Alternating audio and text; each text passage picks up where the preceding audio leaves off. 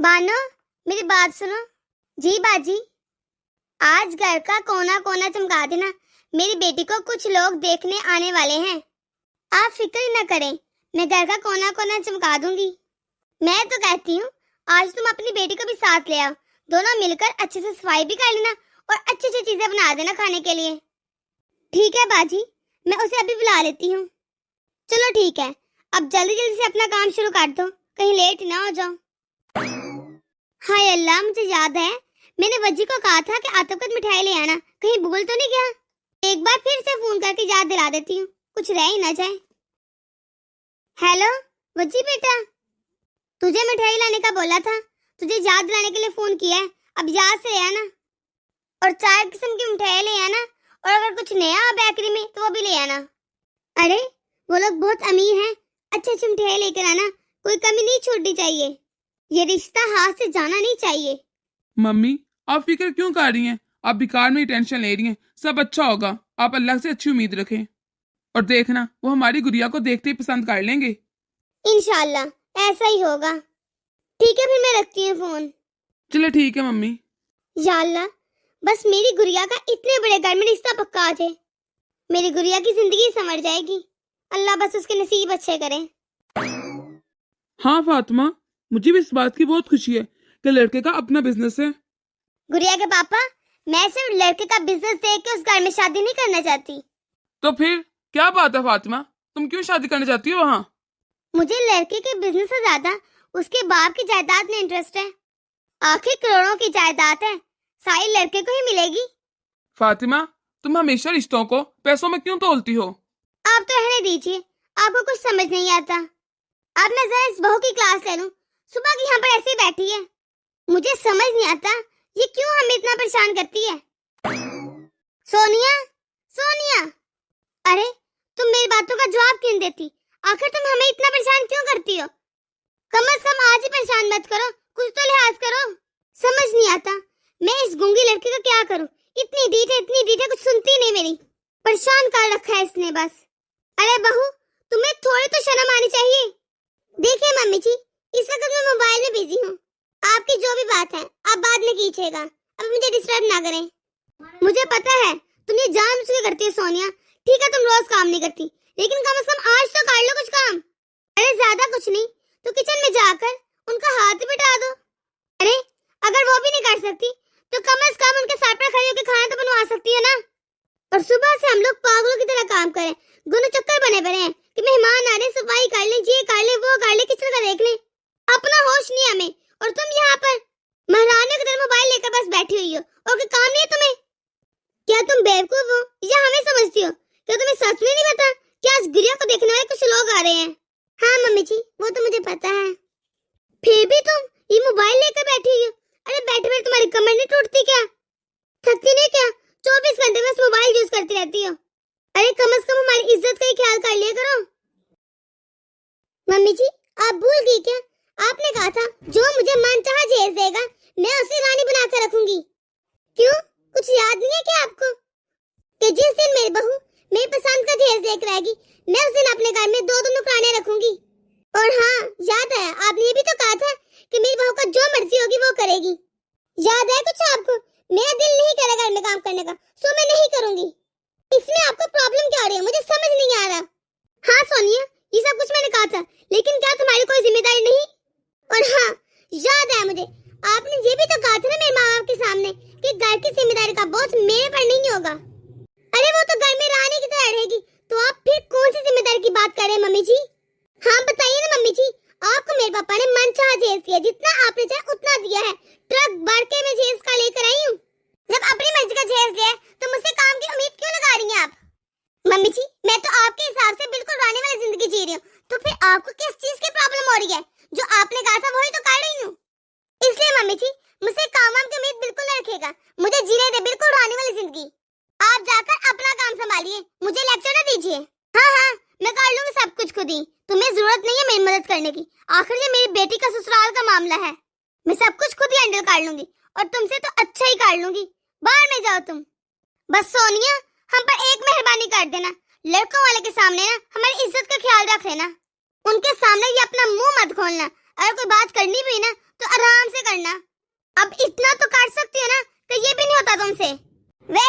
Mummy जी, आप लोगों ने अपने मनपसंद का जहेज लिया है, तो मैं चाहूँ ना तो ये भी ना करूँ। लेकिन आप फिक्र मत करें, मेरे माँ बाप की तरबियत इतनी भी बुरी नहीं है कि मैं घर आए मेहमानों के सामने बदतमीजी करूंगी। आप जाइए और आराम से अपना काम कीजिए और लड़के वालों के सामने इस घर की इज्जत के बारे में ज्यादा मत सोचिए। वो सब आप मुझ पर छोड़ दीजिए। अब इतना तो कर सकती हूँ इस घर की बहू होने के नाते।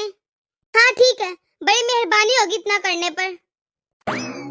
वाह सासू माँ, जब आज अपनी बेटी की बात आई तो कितनी परेशान हो रही हैं आप। यहाँ से वहाँ दौड़ भाग कर रही हैं।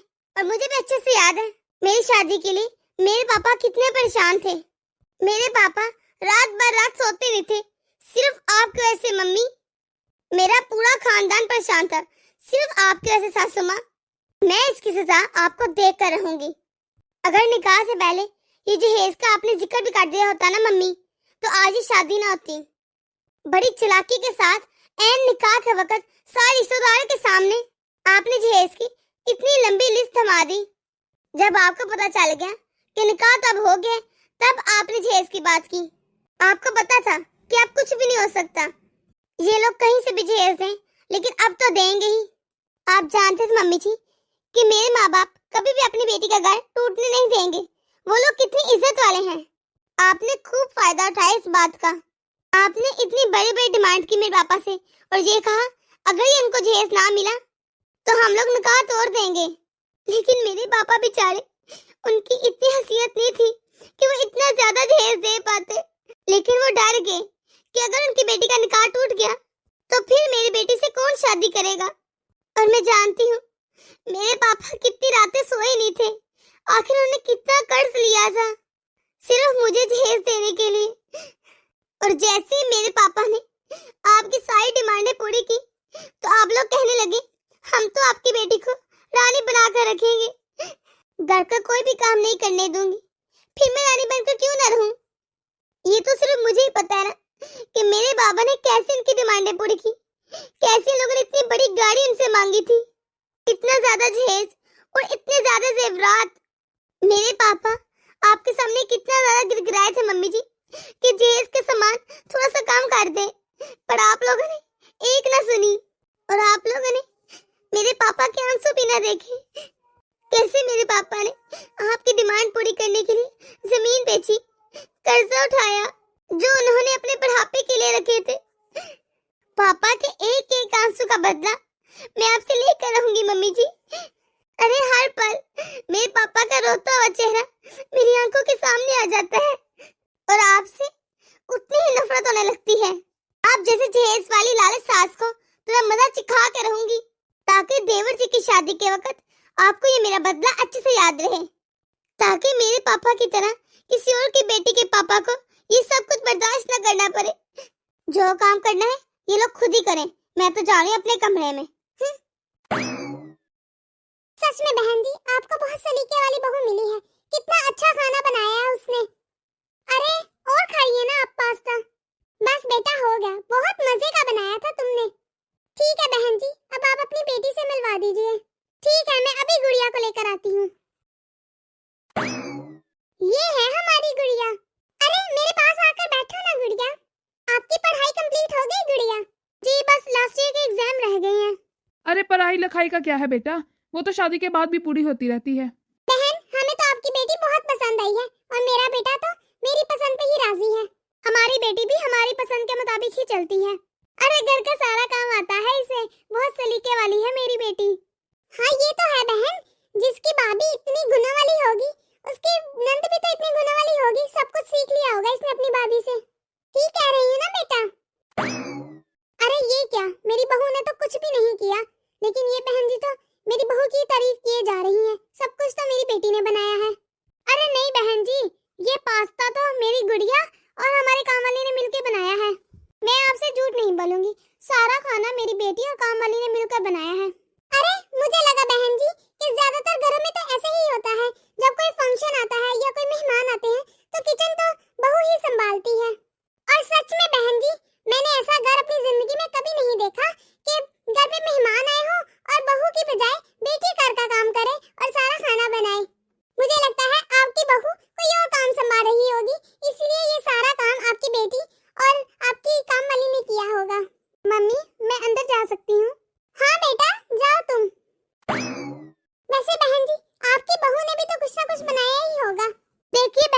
मुझे लगता है आप अभी तक मेरी बात समझ नहीं पाई। कैसी बात बहन जी?